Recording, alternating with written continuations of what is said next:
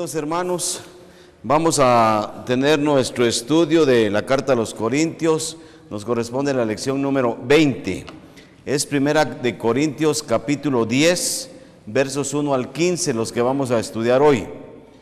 Y vamos a leer unos versículos iniciales. Quiero que pongan atención porque vamos a hablar un poco del pueblo de Israel.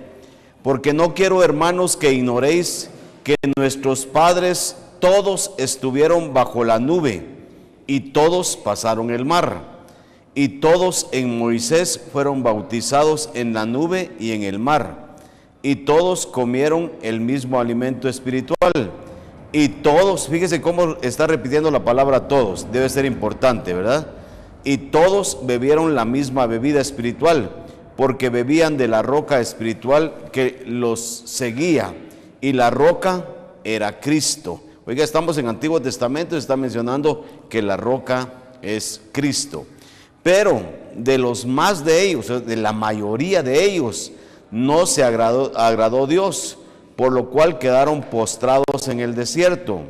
Mas estas cosas, y este versículo quiero que lo guarden, hermanos, mas estas cosas sucedieron como ejemplos para nosotros, para que no codiciemos cosas malas como ellos codiciaron.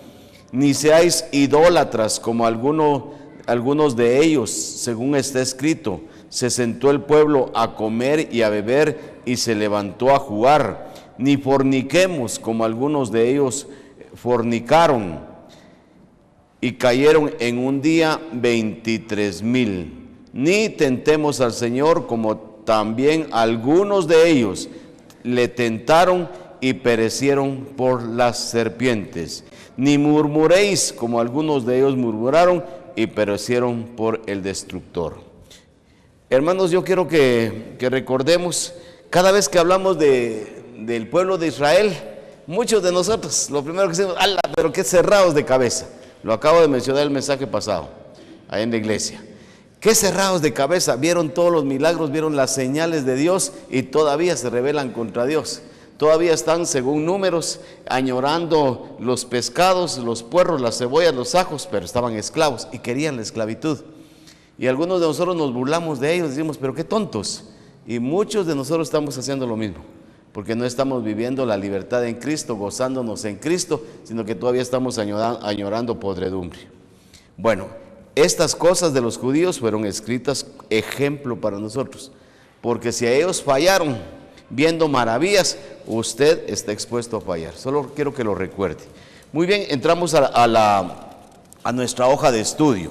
Nuestra amonestación. Hoy el Señor, después de mencionar varias cosas y advertencias, nos viene a amonestar. Dios nos ha dejado escrita su palabra para guiarnos. Tenemos también los ejemplos del pueblo de Israel, ya lo acabo de mencionar. Y oigan esto, cuando obedecieron, fueron respaldados. Dios los respaldó, los bendijo, nada les pasó. Pero cuando desobedecieron, fueron disciplinados. Y hermano, guarde la palabra disciplina, por favor, porque quiero que recordemos toda la vida, y esta iglesia lo trata de vivir, lo tratamos de hacer, como dice la Biblia. Nuestra disciplina para la gente es disciplina correctiva, no destructiva. Si usted aplica a sus hijos una disciplina de darles leñazos y donde caiga y somatarlos por cualquier cosa, los está destruyendo. Pero usted tiene que corregir a sus hijos, disciplinarlos para que se compongan, para que se mejoren.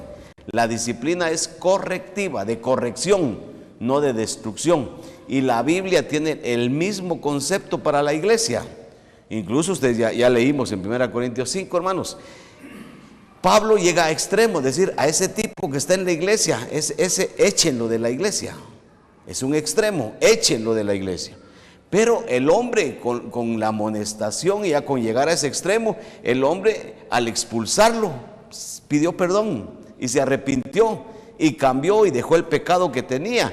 Y entonces usted lee en 2 Corintios, cuando Pablo escribe su carta, les dice, miren, tampoco me lo dejen tirado, porque si ya se arrepintió, restáurenlo, yo ya lo perdoné desde aquí.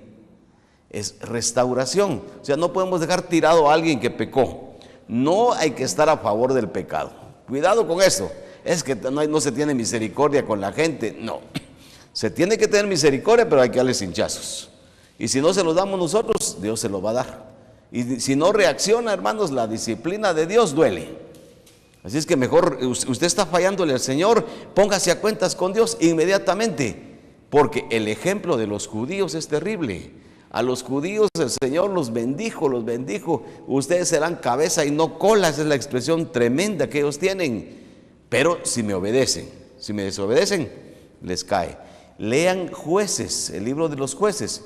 Pasaron 400 años los judíos así, subiendo y bajando. Hoy fieles con un juez que los guiaba. Mañana infieles cuando el juez se moría.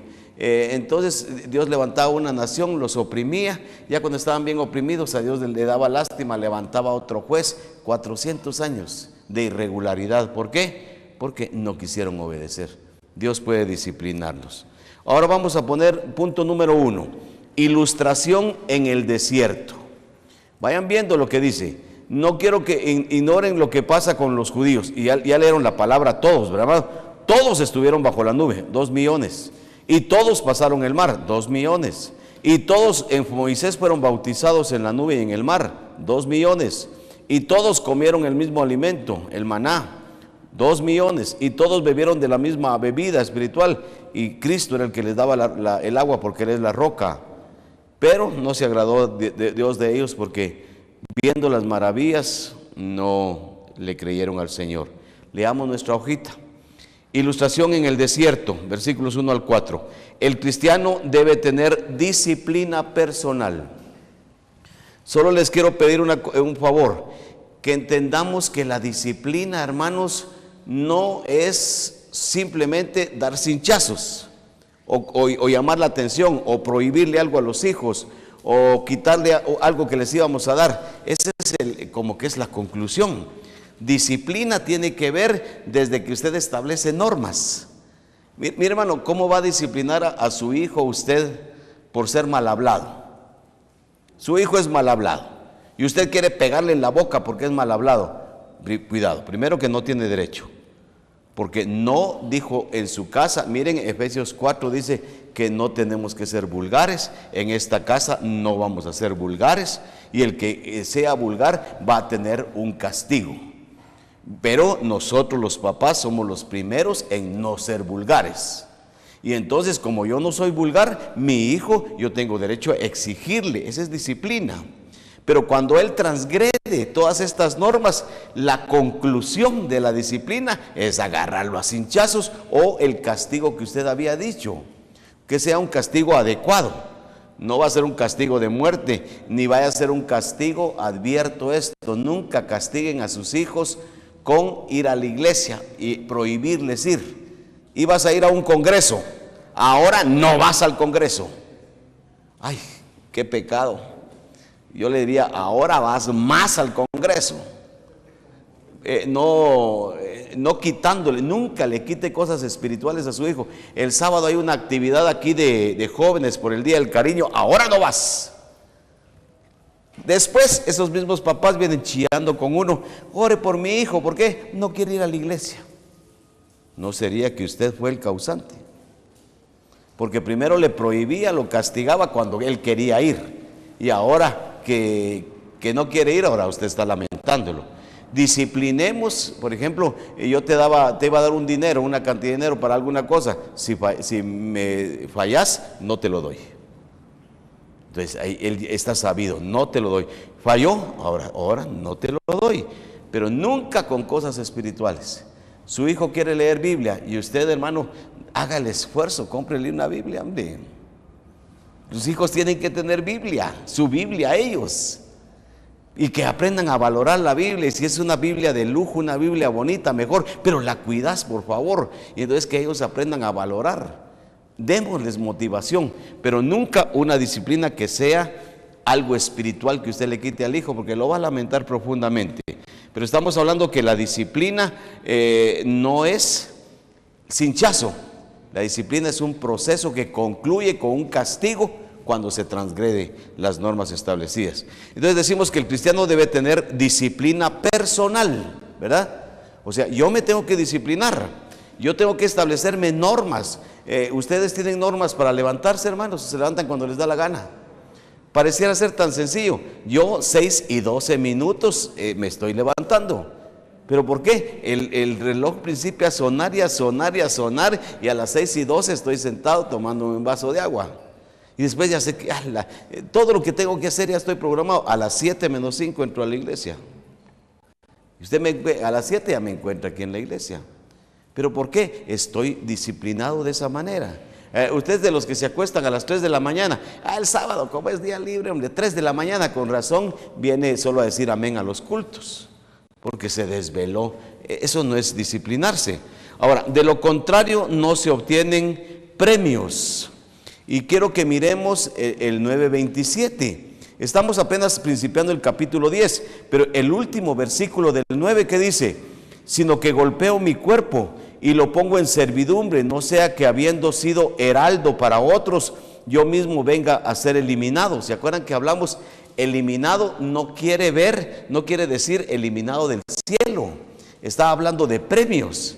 Entonces yo me tengo que disciplinar y vivir una vida que honre al Señor de tal manera que cuando Él decida en la entrega de galardones, yo no sea eliminado de recibir premios. Yo reciba mi premio con el Señor. Ahora se nos presenta el ejemplo de Israel. Inciso A: debemos aprender de los ejemplos. No quiero, hermanos, que ignoréis que nuestros padres todos estuvieron bajo la nube y todos pasaron el mar. Debemos de aprender de los ejemplos. B: seguidores de Moisés. Moisés era el gran líder, hermanos. Eran los seguidores de Moisés. De la misma manera debemos seguir a nuestro gran líder nosotros. ¿Quién es nuestro gran líder, hermanos? ¿El pastor de la iglesia? No, a Jesucristo. Y a veces ponemos tanto, claro, los líderes, los pastores de la iglesia, hermanos, es que es una cosa, los que somos pastores debemos ser súper ejemplo. No nos pueden estar señalando de nada, porque tenemos que ser imitadores de Cristo. Pero ¿cuántas decepciones hay en las iglesias? Mire, para ser pastor como aquel, yo conozco un pastor sin vergüenza, hay de todo. Hermanos, nuestro gran líder es el Señor Jesucristo, no se les olvide. Vamos a dejar aquí y vamos a continuar en la próxima lección.